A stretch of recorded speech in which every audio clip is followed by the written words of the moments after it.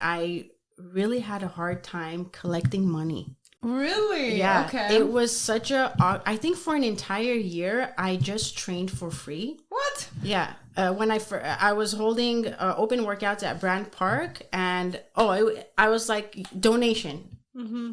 Do it by donation, like whatever you think this experience was worth to you. I had the toughest time asking people for money for the service I was providing. One, because I think Armenians are just really awkward. Like, we're always the ones like fighting at the register to pay. So for me to like willfully, an old cultural thing and just some upbringings. To ask for money is like it's just. We don't even talk about money and finances and all that stuff to even have... And I think in a lot of cultures and in a lot of households, and I hate that, honestly. I've studied more, like, of money and, like, the topics or the questions or how you want to talk about it with your own family, because now that I have my own kids, you know, I want to make sure I don't make the same mistakes that my parents did. But a lot of us are really programmed in so many wrong ways when it comes to money, and not intentionally. It's just kind of like a cultural or like a generational things, as like things evolved or whatever, like our parents or our grandparents went through. Like, just the mindset behind money has been so confusing and so different. So I love that you brought that up, because there is actually a lot of like books and tools that people can read and like work on in regards to money, because a lot of people do feel very awkward for putting a value on themselves or their time or their services.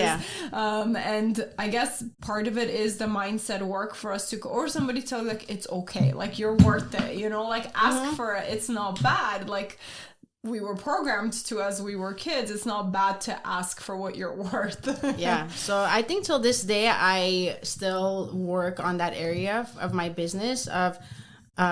So that was the most challenging part. Wow, okay. Yeah, the most challenging part was asking people for... Especially, things. I feel like maybe because you were doing something you love, you enjoyed, and it was like... Yeah, I would like justify it in my mind. I'm like, you know, I get to walk to work. I get to love what I do. I get to have fun. Or I really want this business to grow. So what would your advice be for new people starting out in regards to that? I know you said you're still kind of working on it, but...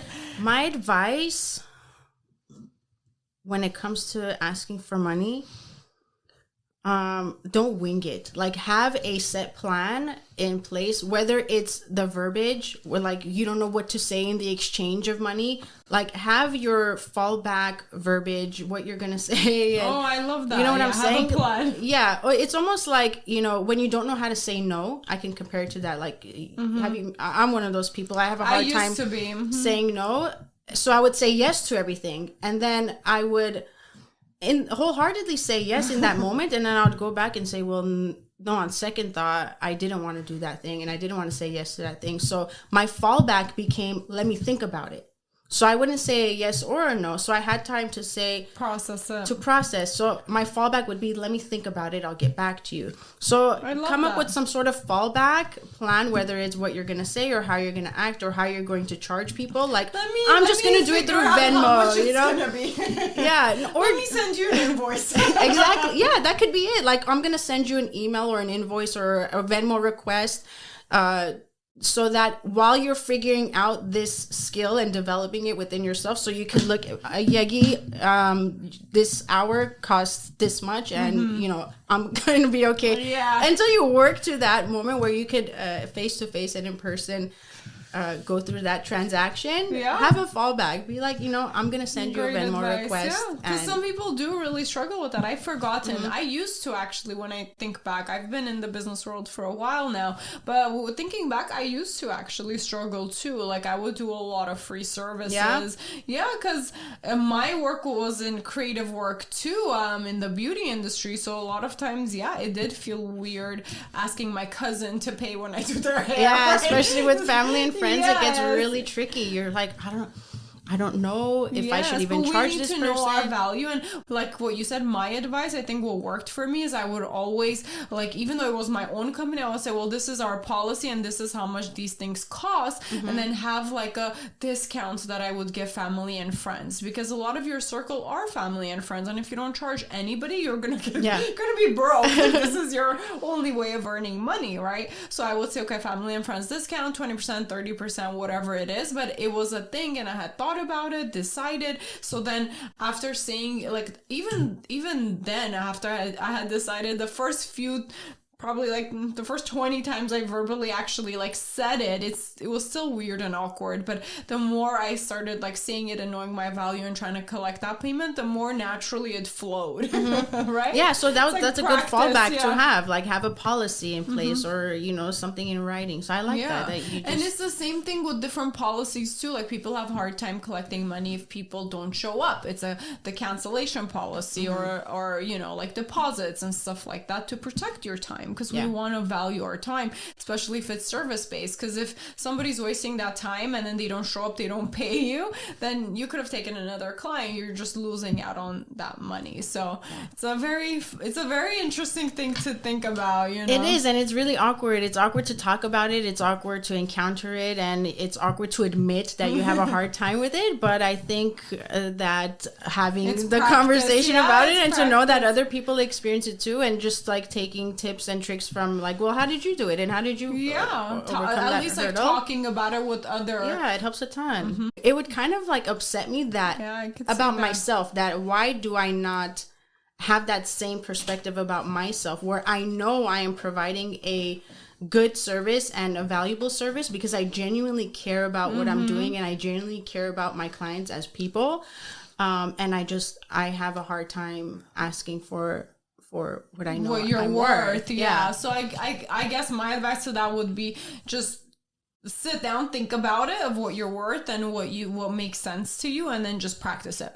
That's all you have to do. Don't make exceptions, like zero exceptions. So if you know you're worth $100, $200 an hour because you know you're good and you know you're gonna put your whole heart into it, that's it. That's what you say. And like that, we end up attracting the right clientele that are willing to pay that amount for our service that we're providing. And almost honestly, what I've learned too, a lot of people value you more if they are going to pay you more, and and they're going to work harder for it too. In the past, like I used to do like a lot of like coaching or stuff for free, or like seminars or whatever, like anything for free. Even events, like if I didn't mind doing it for free, I realized that if people don't pay for something, they're not valuing it, and you're not getting the serious audience that are going to value like what you're giving them. Yeah. So you're almost doing them a favor too by putting a value on it of whatever price it is, so then they can appreciate it and take it more seriously as well. So for sure, you're definitely right about that, because the more expensive something is, the more people think that there's more in that service, or whatever you're getting is going to be worth more to them. And you know, a simple example would be, like I've said this in the past, is with us too. You know, like I could buy just a regular leather purse, probably better quality leather than a brand name leather purse, but I'm probably gonna like cherish and take care of that $5,000 leather purse compared to that $100 leather purse. Way different. I'm gonna make sure I put that $5,000 purse in its container, in its bag. I'm gonna wipe it clean. You know, I'm gonna make sure I don't get any scratches on it because I've paid more for it. But technically it's the same value, right? Because it's still leather, it still is gonna hold whatever I need it to hold. But I've paid more for it, so then I'm going to take care of it more. So it's almost kind of like, when you think about it, it feels stupid at the same time. But it's true. But I mean, we do it. Behavior is, we do it. So I'm not, we shouldn't be surprised when our clients or potential clients view it in the same way. So it's human behavior. It definitely is. So I would say that's been, business-wise, one of the biggest struggles was being able to put a value on my service and my work. So it's awesome that you're able to get to that realization, okay, I'm worth this much, I'm going to charge more, and then work on, you know, charging even more, or actually collecting all your payments. I'll say it's still a growing process for me, but it's a lot better than working for free, which is what I was doing before.